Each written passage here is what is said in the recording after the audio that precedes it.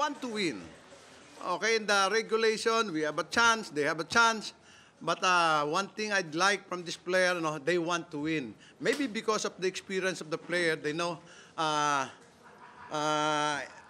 gusto nilang manalo kahit napakahirap ng game. I think ito yung naranasan namin in the past few conferences. Dahil makikita nyo, championship namin 0-3 and then naging 4-3. This is just like a championship.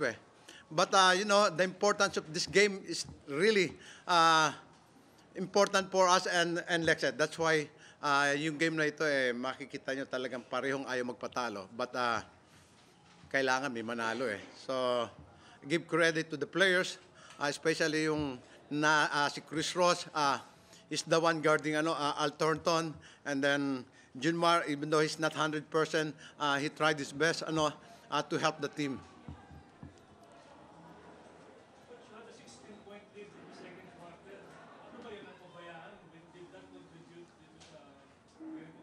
Well, I told the team before the start of the game, when they are down, I'm sure they will go to Al Thornton because alam natin si Al Thornton na scorer. And nagkakaroon kami ng cross matchup dahil our import, I don't want him to get Al Thornton dahil most of the time Al Thornton is playing in the perimeter. That's why ang kumukuha sa kanya ay si Arwin at saka si Semerad. And Arwin nag-graduate and I'm happy to have Chris Ross dahil he sacrificed. Okay, in the regular, have a chance, but from this player, they want because of the experience of the player. Nilang manalo, kahirap ng game. I think nasa namin in the past, makikita nyo, champion, and then naging 4-3. A championship. The importance of this game is important for why yung game talagang parehong ayaw magpatalo.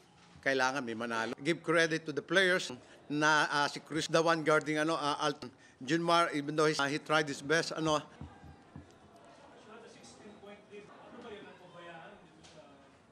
before the start of the game, they are down, I'm sure to Al Thornton because alam natin and matchup dahil I don't want him to get most of the time out there.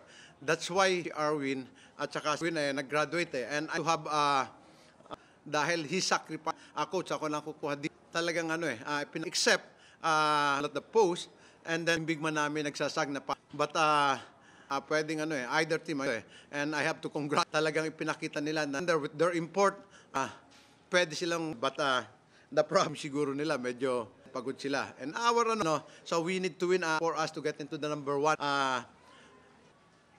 I tayo sa 7-4 but that to happen dahil against Ginebra sure makakakuha sila ng so out kami maybe I think our scenario number 6 na kami last 2 games and